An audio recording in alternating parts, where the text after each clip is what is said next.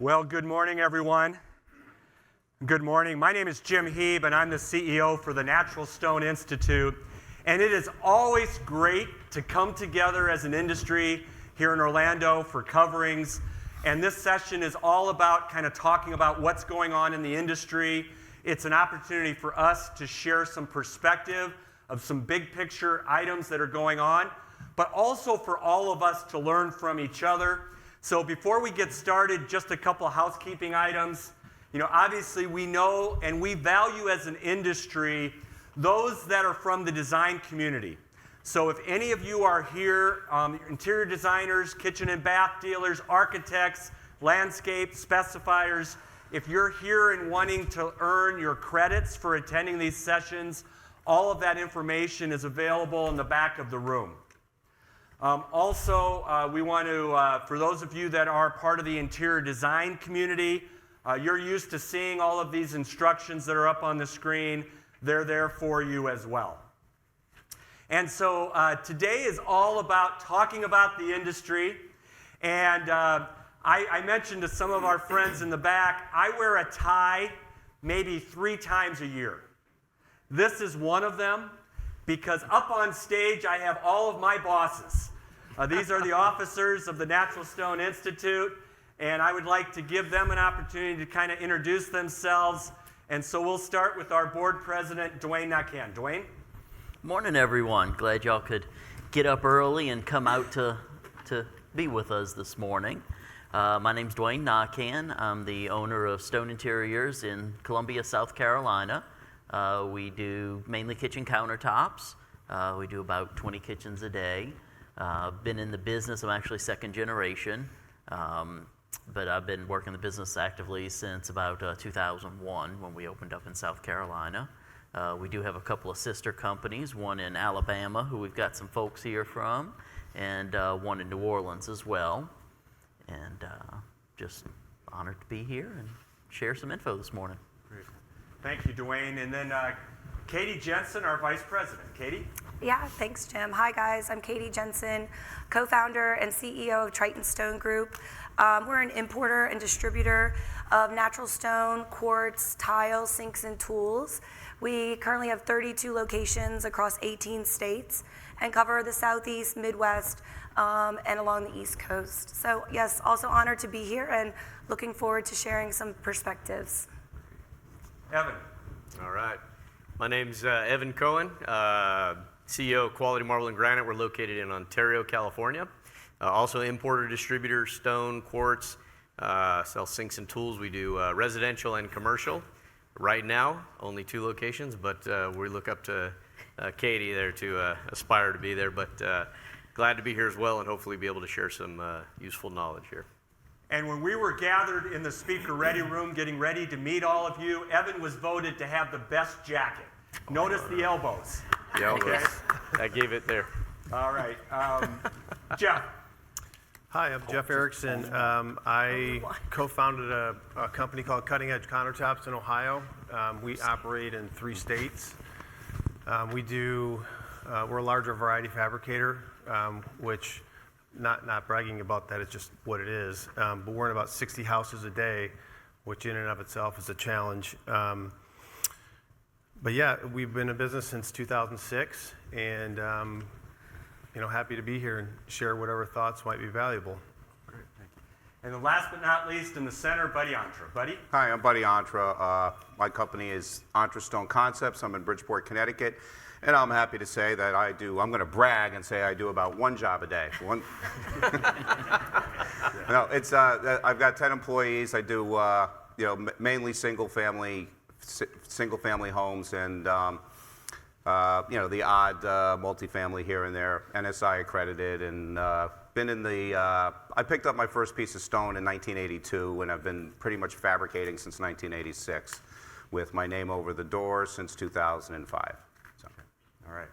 Now, we're going to go in reverse order this time, and this is going to be a little bit of audience participation in just a second, so get ready. So let's start, Buddy, with you. What keeps you up at night? What stresses you out? What keeps you up about the industry, about work, about the workplace environment? What are you stressed about? Well, I'm gonna leave the workforce and labor stuff to everybody else, and I'm gonna say that I'm finding more and more of my customers, specifically retail, know more than I do. From getting their information and misinformation and stuff, and I have to try to explain my experience, but in a nice tactful way without telling them they're full of or what they learned is a bunch of BS. So that's where I'm going to go with that one. All right, little empathy. Who in the audience shares that same concern? Got a couple hands. Okay. Jeff, what keeps you up at night? Well, I would have to say employees are a huge factor for us. It started in COVID, as probably some of you recognize as well. But yeah, it's I've got some stats to share later in the conversation. But yeah, it's very challenging. It's hard to get enough of the right people. Okay. How many of you in the audience can relate to that? Okay. Evan, what keeps you up at night? Oh, my kids. But industry related, I would say that it's the erratic logistics that we've been experiencing that has caused major challenges, whether it's price fluctuations, time fluctuations, just all these issues that you have to balance constantly, which then throws off your inventory and everything as well. It's quite a challenge on that side. Great. Show of hands in the audience. Who shares that same concern? Several hands went up. Thank you. All right. Katie, what keeps you up at night? I think for me, it's really all about inspiring my team and keeping them connected to the goal, because at the end of the day, I'm a distributor. We all sell the same commodity products, and it's keeping my team really driven to creating partnerships with our customers and selling more than on price point, because we want our customers to realize the value they have with buying from our company. And to do that, I need all our team to really, truly believe it. So it's just working to continue that along to them. Great. Show of hands in the audience. Who can relate to that? Thank you. All right, Dwayne, what keeps you up at night? Well, if Evan hadn't come up with a joke, I was going to say acid reflux, but but I'm kind of with Jeff on the same thing with employees. We've finally, after the struggles of last year, kind of gotten to a decent spot. But I keep waiting for, not necessarily trying to get more in, but who's going to steal them away next and create holes and problems that way for us. You guys had a chance to get to know them a little bit. Just by show of hands, how many in the room are quarriers? Fabricators? Installers? Distributors? Okay. Equipment and tooling? Restoration and maintenance professionals? Last but not least, members of the media. Come on, raise your hands. All right. All right. Because this is largely regarded as an international show happening in North America, how many of you are from outside of North America? Welcome. Wow. Welcome. Welcome. Okay, as we get into our first topic today, as this was billed, we're going to share a little bit about what's going on in the industry, but also there's going to be an opportunity for you to ask questions as well. So I want to get into the first topic, which is a little bit about government regulations, okay? How many of you in business love inviting the government into your business? I think, Evan? Put your hand He's down. from California. Question. It's a California thing. You do have to understand he is from California, okay? So, but I think first and foremost, we're all dealing with government regulations. We're all dealing with things. And I want you to picture pre-COVID. What was the buzzword in North America pre-COVID? It was all about what the government was going to be doing for more enforcement around silica and the threat of silicosis and breathing in the dust. And this is not something that's unique just to fabricators. It's also unique to anybody that's in the field doing installation. It's the breathing of dust. And then COVID hit, and what happened to all the government regulators? They couldn't leave their office, right? They were banned to the office. They couldn't leave. So we as an industry went about our business doing what we do day in and day out. But guess what? That threat and the involvement of government regulators into our businesses because of dust is going to pick up again. We're seeing all the signs of it. But let's just pretend you're a student attending or a design professional and you don't know anything about this. So, buddy, I'm going to put you on the spot. What are some building materials used in construction today that may contain silica? Well, there's stone. And, well, a lot of anything that's cementitious, glass products. When I mentioned the cement products, you got your floors, your Durarocks, and the Wonder Boards and stuff like that.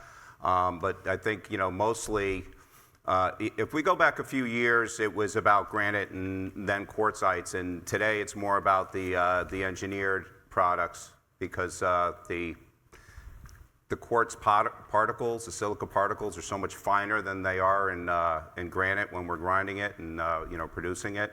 And the best way I have found, just the simplest way, is just to do everything wet. And as Jim mentioned about inviting government into your place, I have my local voluntary OSHA come in probably every second or third year just to do a walkthrough. It also protects me if I end up with a disgruntled employee or competitor or something, in the future.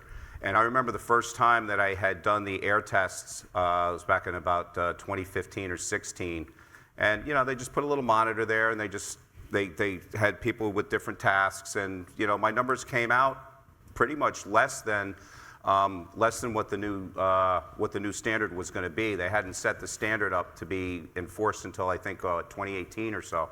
And I had, I was a little bit preemptive about it. And, it's worked out pretty well. So I also learned about, how far cords can be away from the wall and, that ladder's no good anymore and all kinds of stuff that I really wasn't thinking about when they came in to visit. But that's, that's pretty much it, So I think he mentioned some species of stone, Yep. quartz surfaces, concrete, glass, terrazzo. What do they all have in common? They all have silica in common. Now, let's get grounded, though. Is silica by itself dangerous?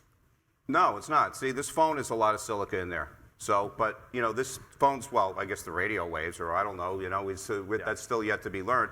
But if I decide to chop this up and take my grinder to it and put all the dust in the air and breathe it, you think about the poisonous mushroom. Right. It's fine when it's sitting on the table, but it doesn't hurt anybody until we eat it. Yeah. So the key is to remember silica is not dangerous in its own right. It's once it's cut, and then the dust particles become what? Airborne? Mm-hmm. Okay. So let's put this in perspective because there's something. How many of you have heard the country Australia? Who has visited Australia? Who would like to go to Australia? Nick, raise your hand. Come on. All right. Katie, what's going on in Australia right now that we as a stone industry need to be paying attention to, and we need to make sure that this doesn't happen here? Katie, what's going on? Yeah, so in Australia, really, for the last 20 years, quartz has been the dominant product in that market. Probably over 90% of what the market is cutting has been quartz. And they've had a number of silicosis cases. And currently, the government is considering a full ban on all quartz products into their country. Any product that carries more than 40% silica will not be allowed to be imported or sold. We need to look right outward at what's going on in other markets and make sure that we are communicating to all in our industry how to safely cut this product and all silica-based products. So, we need to be able to consider what a ban like this would do on our market, right? I mean, many distributors, lots of people raise their hand as distributors. I distribute natural stone and quartz. So right now, it's just important that we are communicating to those fabricators that are cutting the product how to do it safely. And that's really what the NSI is going to be standing behind. Katie, you said 40%? Mm-hmm. Granite's 50 to 70%, quartzite's 90%. So to put it in perspective, so if they're going to ban that, then we're going to lose a lot of natural stone. exports to Australia. Jeff. Yeah, our company's taking this pretty seriously. We hired an HSE guy about 6 months ago. He's been great. He's got a lot of experience with silica. We've been monitoring for silica for a number of years voluntarily, just to get a baseline. We also are careful to X-ray our installers and fabrication guys before they come in and before they're employed by us. So we have a baseline of them because who knows where they were before, what they did before. You may do things perfectly well, but then realize that you've just inherited somebody who was exposed for a long time before they ever got to you. So we're in the process of redoing our silica exposure control plan, which I would advise all of you to take seriously and get done. The NSI has a lot of great resources with regard to silica and how to deal with that, how to go about doing everything. So I would look there for sure. Dwayne, Buddy mentioned as we started this conversation, hey, wet cut. There's a lot of great technology out there. Where are all our technology equipment tooling suppliers again? Raise your hands. Okay. These guys have great resources, great tools. Why is this still a problem, and what recommendations would you have to every company that's out there? What should they be doing? Well, I think my first recommendation is education. We sat up here and we've kind of told you a little bit, but I know most of you are sitting there going, okay, well that's good, but I don't even know the basics of this stuff. It's not something that usually creeps up in our day-to-day business, and it's not something we focus on. So I would focus on the education first of all. The NSI has a silica certificate program. It's about 10 hours of online coursework that just helps educate you on what silica is, where it comes from, and what are the basic steps you need to be looking at to protect your employees and your company. So that would be the first thing I would do, is look into that level of education to make sure you just understand what needs to be done. Beyond that, monitoring. Trying to get at least every year or so have your shop monitored, make sure you're documenting what your silica levels are. Because OSHA has a standard level that says you can't have more than this exposure level. So that monitoring lets you keep track of that and know that you are below those levels and doing your best to protect there. The third thing is, as Buddy said, the wet cutting, talking with your tooling suppliers, what types of new technology do they have to help reduce and minimize the amount of airborne dust? Because this exposure is while it's airborne at that time. Once it gets onto the floor, you're washing it out. As long as you're keeping it wet and hosing things out, your exposure at that point is over. So it's to minimize that moment when the dust can be airborne. That's really our pain point that we have to minimize. Okay, great. Evan, perspective. Yeah, so from a distributor standpoint, we do have an obligation here.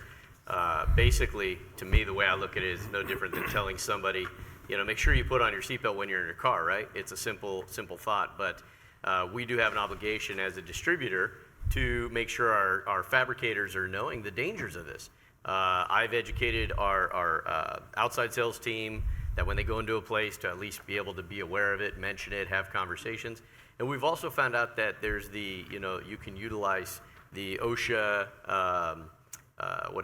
you can have them come in and Voluntary. The voluntary OSHA, they can come in and basically they'll do the testing, and it doesn't go to OSHA, but it'll help you make sure that you're on point and keeping things safe. Look, to save this industry, we don't need any more challenges of what's going to be cut, what's next, what's coming. So really, it does fall on us to make sure that we're passing that message along, and I think that's really important. And again, going back to where do you go get this information? Where do you utilize this information? The Natural Stone Institute has great information that I've been able to pull. Not only do they have it in the education in English, they also have it in Spanish too. So that's huge for us and our clientele to be able to train them in Spanish. And so that's what I would do. So everyone in the audience, we took this opportunity to say, listen, this is something that we need to all be paying attention to. Anyone in the audience have a question around the subject of silica, silica exposure, resources available, this, because government is looking at this everywhere. Any questions?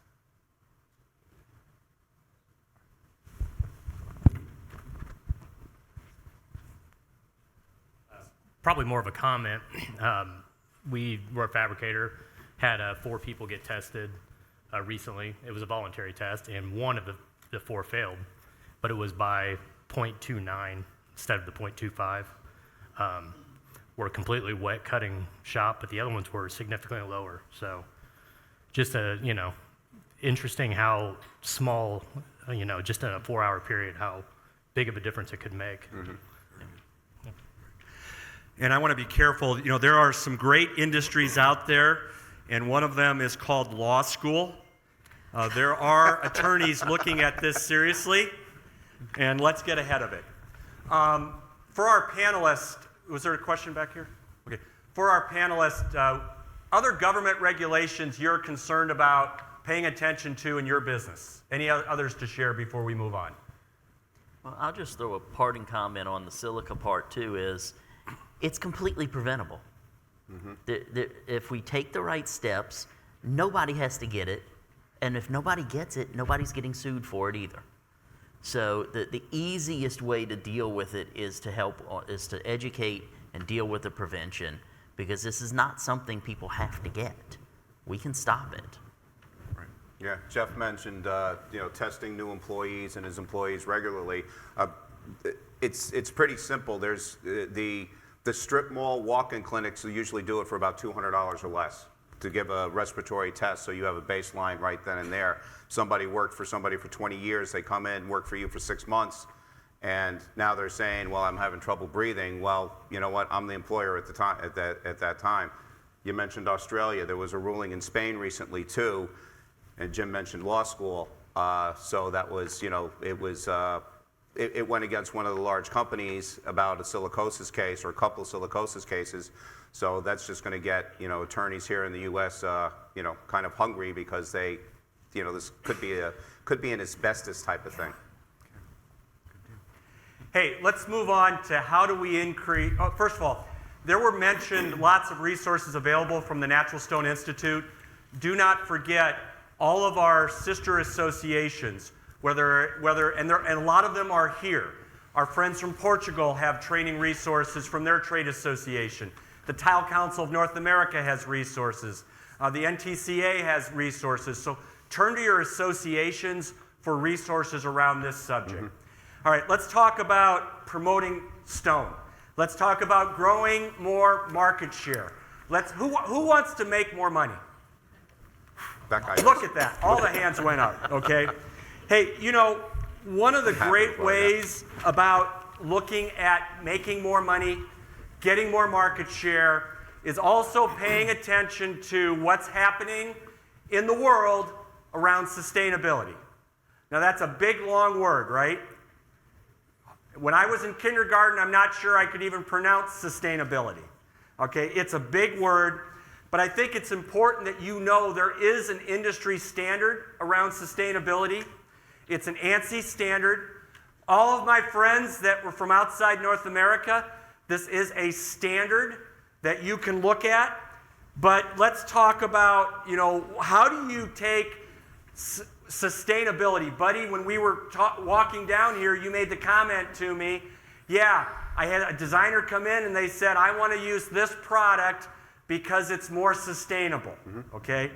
Dwayne, at a very high level, what is the Natural Stone sustainability standard all about? Well, I'll start with the idea of when a designer says something's more sustainable. Traditionally, the stone industry has been very poor at explaining why we're one of the most sustainable products. So a lot of times we're fighting from the back end of this and trying to convince people, no, we really are a more environmentally friendly product than you realize. So what the NSC 373 designation is, it is a ANSI standard that quarries can get, and I believe it's a gold, silver, bronze type levels, to show their commitment to sustainability. It's a third-party standard, so you don't just get to make it up yourself and say, hey, I'm a gold whatever. So the third party comes in, they verify a lot of your documentation, your water use, your energy, custody, chemicals, what you do with your waste, site management, all sorts of different topics are covered in that, and then they award you your level based on that.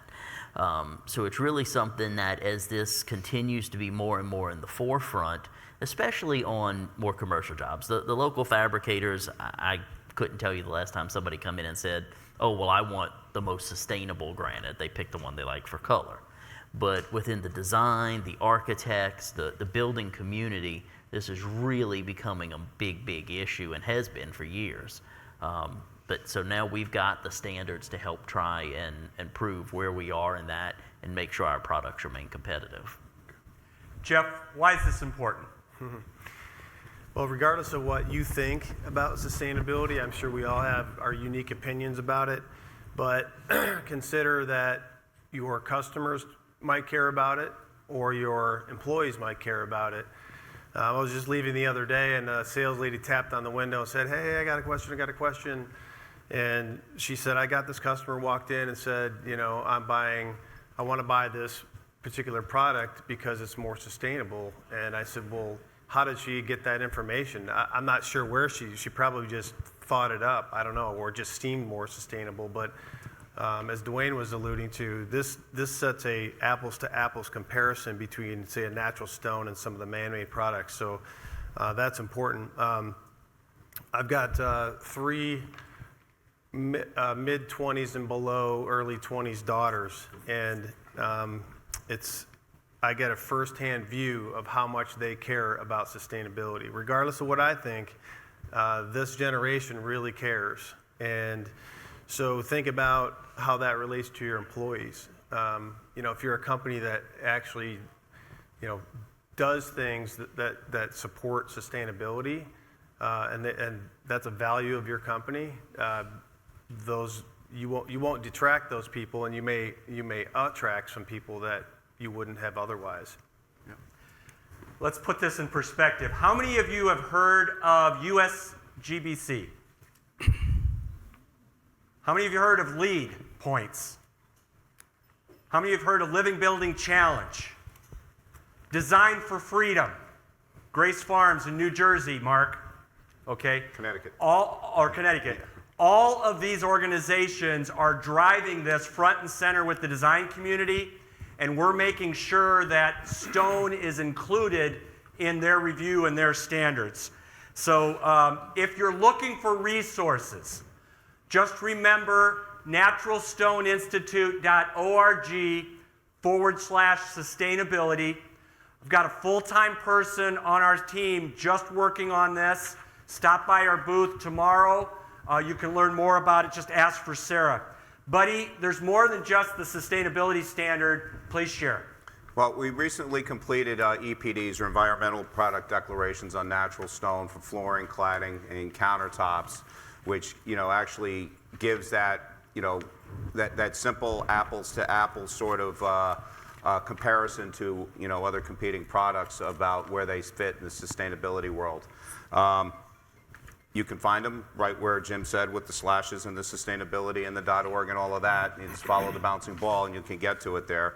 And he mentioned our dedicated staff person, which is Sarah Gregg. So you could always call the Institute and ask for her, and she'll be happy to talk to you, call you back, and explain more about it, and how we could utilize it to to position natural stone where it should be in the world of sustainability.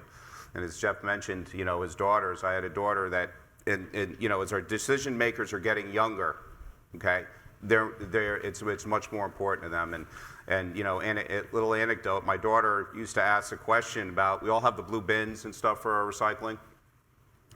How come we put the newspaper in, but we don't put the cereal boxes in? And that was 20 years ago. Well, today we put the cereal boxes in, and that type of cardboard goes in because they asked about it and they wanted it, and so sometimes the change takes a while, but it does happen. And those are the that age group are becoming the majority of decision makers.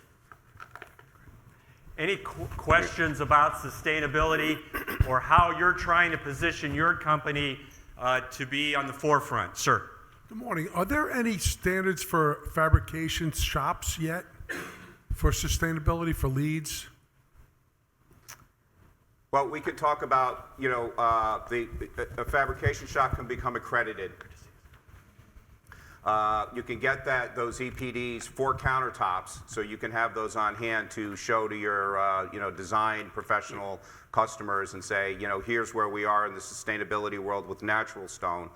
As far as, the engineered products, you'd have to get each one from whatever manufacturer it is that you're using.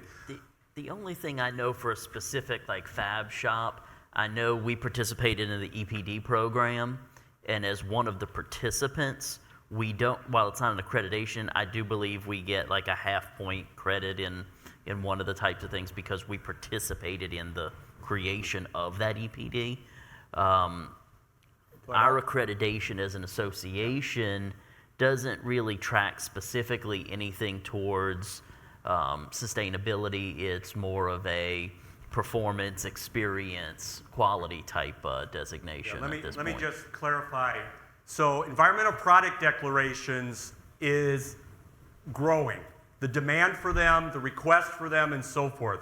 So for those of you in the room that are, Buddy mentioned we've completed 3 EPDs. One is for cladding. So if you're doing cladding work, you can get some credit for using that. One is for flooring and paving, pavers outside. And then the third one was for countertops. So if you're in the countertop industry, as Dwayne and Buddy and Jeff all participated in the creation of that, their company gets credit for participating. But if you are a fabricator that did not participate, you can also get partial credit by using that standard. So go online, you can download all 3 of the environmental product declarations. And again, if you're doing cladding work, countertop work, flooring, or pavers, you can apply those EPDs to the requests that are coming out from the design community. Any other questions around sustainability? Okay. Let's move on to another challenge we have sometimes, and that's competing building products. You're going to walk the show floor today. You're going to see it at other trade shows as well. But there are a lot of products out there that are trying to look like natural stone, right? Trying to call themselves natural stone. And in fact, 3 years ago, there was a proposal. Most of you are familiar with ISO, right? ISO level standards. Well, there was a proposal to bring together quartz engineered man-made surfaces and natural stone into one standard globally. Think about that for a second. Combining natural stone and man-made materials into one standard. Think about the chaos that would cause alone. Because we've got enough trouble just telling people, well, that's not natural, that's a fake stone, okay? So 3 years ago, our industry, and I'm not just talking about the US market, our friends from Brazil, Portugal, Turkey, Italy, go on. We approached ISO and we said, you can't do that. But we do know having standards is important. So what they did is they separated quartz into one standard, natural stone into a second standard. Really important. Katie, why? So, we alluded to it before, how educated our customers are, right? And they say, oh, I have stone in my kitchen. And they're like, what is it? And they name a quartz product, right? So the fact that we were able to separate the standard truly allows us to give valuable education to the consumers. Natural stone is a global industry, and truly it's one that has survived for centuries. All these competing products in the market, they want to be like natural stone.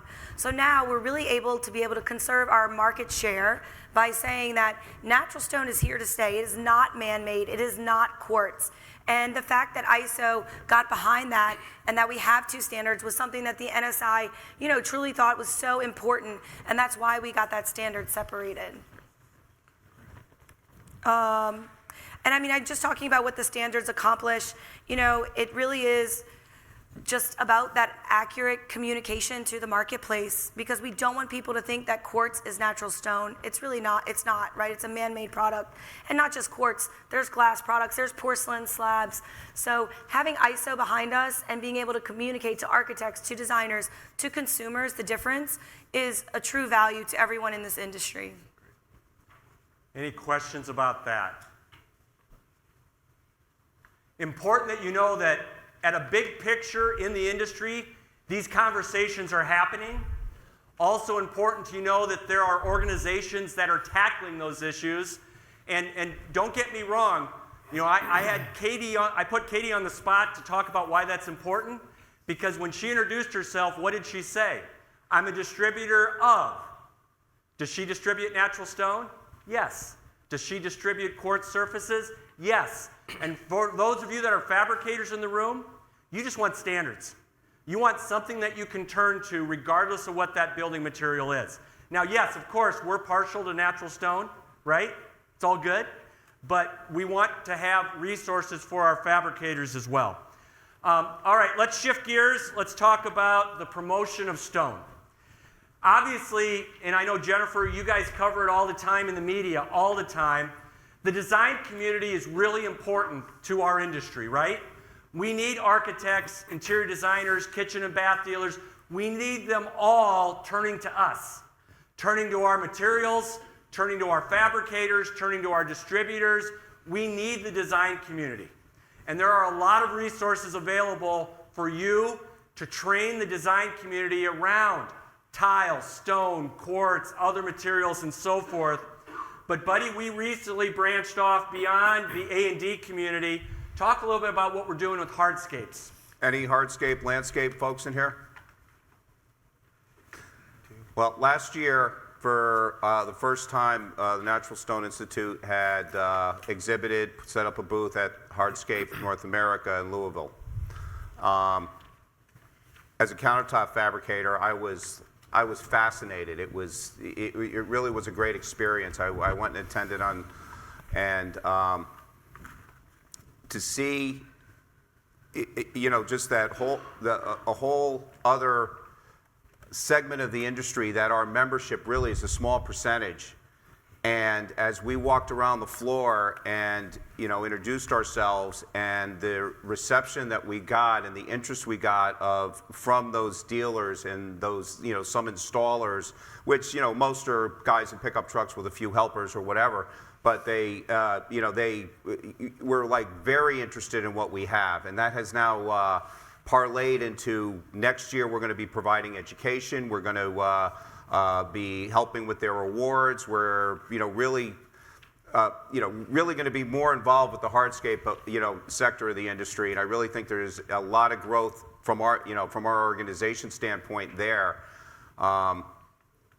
There was something else, but I'm blanking, and I'll come back to it after one of my colleagues says something. And Buddy, I think what I would do is just add to the conversation. When you think about your potential audiences, yes, it is the interior designers. Yes, it is the architects. But let's not forget about the hardscapes industry. And I want to do a quick shout out. We're our friends from Alpha Professional Tools. Huge help in helping us introduce the stone industry into that trade show. And to give you a perspective, Buddy mentioned there's now going to be education around natural stone, which is going to help all of you grow market share. But also the number of natural stone suppliers at that show have tripled in 2 years because of the work we're doing there. But And Dwayne, what I was going to say was about, we have the Natural Stone Pavilion at Stone Expo, where all the natural stone is in one place. It's not just if you're a producer or supplier and you want to display at the trade show, you're not next to a quartz company and a zinc company and someone who's selling inserts for your shoes because you're tired from walking all day. We're doing the same at Hardscape now. All the natural stone is going to be in one section of the show. So, and this, you know, so everybody's going to be together. You're not going to be intermingled with the chainsaw company and the, you know, the plastic patios and everything else. So that's what I forgot to say. yeah. And how many of you know Buddy Antra is a huge New York Mets fan? Some of us that know him well. The great thing about going to Louisville to learn more about the hardscape industry is there's the Louisville Bat Museum. Which we didn't get to. All right. And I have a conflict this year, but it'll have to be next year. Dwayne, I don't want people, because we paused for a minute to talk about, as an industry, we also need to look at the hardscape industry as a way to introduce our materials. But Dwayne, I don't want people to think that we've given up on promoting stone to architects, designers, and so forth. Share a little bit about some of the resources, because this is all about helping you guys get recognized. Well, I mean, obviously we've got all the various trade shows and other resources like that to invite those architects and designers to. But the best thing directly for you as a company is to be able to extend our continuing education credits. You know, we have over 15 courses that you can utilize for architects to get their ongoing education, for designers, NKBA, all those different groups. And you can present these classes to them through lunch and learns, in their office. You can host them at your facilities and provide those continuing education credits that those guys need every year and become their trusted source for knowledge on natural stone. And all those classes, you know, just like I mentioned, our website /sustainability. But if you want to do more work with the alphabet soup of design organizations that are out there, just go online /CEU. Dwayne and everyone in the audience can learn about what classes that are there. And they're really designed for you to take them and become the subject expert in your marketplace. So if you want to get into an AIA chapter, NKBA, ASID, those resources are all available to you. They all have monthly meetings where you could say, hey, I'd like to do a presentation at one of those monthly meetings. And if I can add a couple things. How many people here have been to the Natural Stone Institute website, utilized it before? Okay, so a lot of people have. There's a plethora of information there. I mean, it's unbelievable, really, what's out there. And I think once you go, you realize that. There's also what's really great right now is there's the Building Stone magazine, which is one of the last publications strictly for the stone that is being used by architects and designers to help educate as well, which is really great. And then there's another website that I would urge you to write down if you're not familiar with it. It's usenaturalstone.org. There's over 200 articles that you guys will see on there that I thumb through there and check out these articles. Extremely informative, very helpful, and I think that'll help as well. One of the things that we've actually done is we utilize that website and we'll pull some information, and we use that for social media plugs all the time. I mean, if you're looking to get out there in social media and you need content, you go to this usenaturalstone.org, pull some information, and you can really throw out some great content there as well. So I would highly recommend to check that out. Jim, I'd like to add something. Yeah. So as fabricators, those of you who are fabricators in here, we don't get paid to cut natural stone. We get paid to cut whatever the customer wants, right? And a distributor, much the same way. Until I involved myself with the Natural Stone Institute, I wasn't really that ultra familiar with the quarry side of things. So every year, the Natural Stone hosts a study tour to a quarry somewhere in the U.S., which is, I will tell you, as somebody who never went to any of that stuff, I would highly recommend going to those. There's a lot of great people that show up. You learn a ton. You get a whole different perspective of the industry, and it kind of renews your love of natural stone. You know, Jeff, since you concluded that section, when I was asking everybody to raise their hands, what was the one topic that they were more hands went up than any other topic? And it was on what you mentioned earlier, workforce development, employees, and so forth. So we talk about training, and Evan talked about going online and using the resources of your trade association. And again, I want to be very careful. It's not just the Natural Stone Institute that has a lot of training available. Turn to all of the associations that are supporting you and your business. But on our university online, there are over 200 hours. They are broken down into industry segments. So if you're a distributor, all the classes for distributors are organized for distributors. If you're a fabricator, organized. Installer, organized. But recently, Jeff, our board of directors just kicked off. We formed a workforce development task force. Can you kind of give everybody an update on some of the challenges you're seeing? Why did so many hands go up? when I ask that topic, and what can we expect for the future? So the stat I was alluded to earlier, in 2022, we hired 124 people, and we lost 110. And I'm involved in Women in Stone mentorship program, and I happen to be mentoring somebody that's another fabricator, and they hired 79 and lost 78. So I don't know if you guys are experiencing that level, but you know, there's a collective kind of malaise happening or something with the workforce. But you know, we choose to look in the mirror a little bit and go, okay, what can we do different? What can we do better? How do we vet the right people coming into the business? And also, the fact that we hired 124 people, training becomes very critical. Mm-hmm. So how do you do that? I will tell you, the Natural Stone Institute has a lot of great material for that. If you choose to use it, they'll actually track your employees' progress as they take those courses. There's courses that are pertinent to all parts of it, and also safety, which we use a lot. There's a lot of safety that should be part of your training, especially for your ops guys. So yeah, that's my comment. Questions from the audience. How are you guys tackling employees' issues? Any words of wisdom, advice to share? I just want to say I have two teenagers that just graduated. One's going to college. One's kind of trying to figure it out.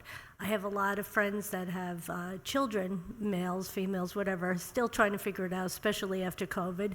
I really think the industry needs to, the Natural Stone Institute needs to go into those schools just as much as the colleges does and educate these people.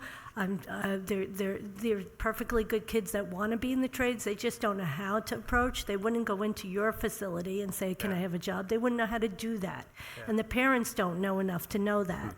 So as a designer, I really think you have to go into the schools, into the families, into that generation, and let them know it's okay for their kids to come into this industry and really make a difference. And there's a lot of work to be done and a lot of good work to be done. That's a really good point. We're in the Rust Belt, so I mean, Detroit is 60 miles up the road. Everyone around us is a tier 1, tier 2 supplier. There's all kinds of union type jobs. So we lost an employee a while back that was the son of a really key guy that we have, and he left. He didn't leave for money because he left for less money, but what he left for was what was spelled out as a very definitive career path. So it happened to be tool and die. So this guy decided, well, I'm going to go pursue this tool and die career. He knew the whole career path. He knew what he needed to do. He knew the time intervals that he was going to achieve those things. He knew the pay he was going to get. So one thing that we're focusing heavily on as a company is career path, but the workforce development inside the NSI is also working on that, is how to legitimize the professions within the industry, put some formality around it so that you never hear anybody, they always say, well, I'm going to grow up and be a fireman or a policeman, but you never hear anybody say, I'm going to be a countertop fabricator when I grow up, right? We need to get that out there, like you said. It has to have some legitimacy behind it, some formality. Any other comments, suggestions, questions? Do you have an idea of how many people were like that? 'Cause we've seen that as well, that people are doing for other industries. Can you repeat the question? Out of your number of people that you gave those numbers, like, is that very common? It's very heavily weighted in our ops area, so anybody who's an installer or a shop guy, we tend to lose a lot of those. For that career path. For a career path or other reasons, like not coming to work. Yeah, we tend to see a They don't lot. want to get their feet wet. Minor details like Not that. showing up. We see it a lot with the younger generation that they don't have an appreciation for a good paying blue collar job. They want to sit at a desk and make $100,000 a year and only work 30 hours a week. we're finding a lot of difficulty getting people who want to work with their hands, lift heavy stuff, and truly do a physical job. And that's kind of where we look in the mirror. Like the people on the floor, are we sharing with them what they're doing? Are we sharing the happy smile of the person we just installed their kitchen? Do we show them pictures of the work we're doing? And we're tying them to something meaningful rather than just come and punch a clock and leave after 8 hours. Yeah, I sometimes tag the guys on the Facebook. I don't, my office guy does, but they appreciate that. I don't have the challenges you do, but as a small operator. Well, and I was thinking about my 2 sons who recently graduated from high school, and you go to the guidance counselor's office, and you look at all the posters that are on the wall. Are there any posters there celebrating the trades? No. And audience participation time. If there was a website that walks students through how to get into the trades, and especially the stone industry, and there was a poster that you could get free of charge to you, would you go to your local school and post it? Show of hands. Yes. All right, there goes our hands. All right, Evan, market share, the marketplace. I almost wanted to start this session with numbers, but I didn't want to put everyone to sleep. You're a student of numbers. What's going on in the marketplace right now? The demand for our materials, what's happening? What are you reading? What are you paying attention to? Sure. Very interesting. So I like to read up on this and kind of keep an eye on things and see where things are going in the market. Obviously, I think people are we're hearing a little bit more of some of us are busy, some of us are slow, we're not really sure where things are going to go. We're hearing that. Looking at some of the reports that we're seeing that the first of all, stone, dollars-wise, I believe, it still continues to dominate in imports. And so that's really a good thing on that side there. But we are seeing a slowdown all around. As a matter of fact, I want to say year over year for January was down 17% in imports. And so that could be concerning in many ways. However, if you go back to 2020, before the whole pandemic thing, really, the imports were it's up 14.7%. So we're still seeing that increase if you look at it that way. If you look year over year, it's going to be a little bit discouraging. I was just recently in Brazil. I had the pleasure of being in Brazil and talking to a lot of the factories out there, and they're talking about how slow things are going and why aren't imports happening. And I think that, a lot of it could be misleading. I go back to what keeps me up late at night is that whole logistics concern, the timing, the costs, all this type of stuff. It threw everybody's inventory off balance. And so when we're seeing these numbers that are making us look at, things kind of going backwards, realistically speaking, I don't think that that's necessarily the case. I think if you look back at the history, you'll see things spiked, and then you're seeing kind of a correction. And I feel like that's what we're kind of living in right now. So still optimistic, I guess, in the fact of looking at year over year from, if you look at 2020, we look at a lot of our pre-pandemic numbers to compare these days because it's hard to say whatever happened after that. We've had a lot of challenges. So that's what I pretty much have seen in there. Some of the things, obviously, that we all have to pay attention to, interest rates, that affects our business right off the bat for all of us there. Inflation, what's going on with that? Hearing good news about inflation going down means maybe, hopefully, we'll start seeing, some improvements on that as well, which would be good. Also, global economics and trade, lots of things to kind of just keep your eyes on what's going on out there. Things are shifting, and they're shifting faster than we've ever seen them shift before. So we got to be on our A game. You can't just sit back and ride the wave of what's happening in the industry anymore. You have to be ahead of it, and you have to be ready to make whatever changes and be in front of that. So I think those are some of the key points that I would. Jim, if I can add, also just nationwide, there's still a massive lack of affordable housing. So you're going to continue to see a lot of multifamily and build to rent going on.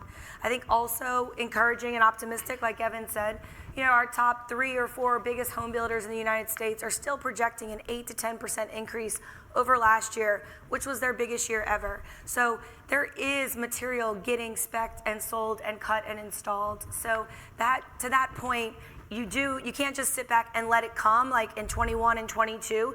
I think all we had to do was wake up and we could sell stone. But now you really have to be specific about what market you're trying to target. Any other perspectives? Any other questions from the audience? Stuff that you want to ask, questions you have? My dear friend Fabio Cruz from Brazil, sir. I want to ask a question. From an export supplier perspective, what do you guys think we can do to help you overcome some of those challenges? Logistics, the demand here, any ideas? Cut the prices. Half off. I mean, I think, honestly, there were so many supply chain challenges, and the lead time of us importers, Evan and I, like being able to get material. I think on the overseas side, having available inventory where we're shortening the lead time, we're able to turn our inventory faster.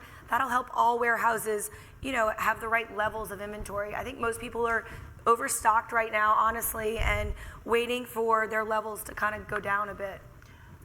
I also think you guys, we were having challenges with Brazil. They were absolutely taking advantage of the freight rates, and because it was a monopoly in terms of what was being shipped out of there. And the Brazilian, a lot of the companies went to bat and said, hey, we need to get this under control. And we've seen the rates coming down, and that's helpful too, because if your freight rates are way up here and everybody else is down here, people are going to look for wherever they can get it and at a savings. And so I think you guys have been pretty aggressive with that, and I've seen that from other countries too, being willing to help in any way. I think the other thing too is marketing dollars. We talk about the freight and all, but all those orders are being placed based on demand. And when you look at the marketing of natural stone versus the man-made products, because that's ultimately where that battle's going back and forth, that's affecting foreign imports of natural products, is we've got to somehow find the ways to get in front of the public more. Too many people think Joanna Gaines and all these HGTV people actually know what the heck they're talking about. But we all know they're bought and paid for. It's all bought through the marketing dollars of those big companies. You look at those companies that they're spending hundreds of millions of dollars each to promote their products.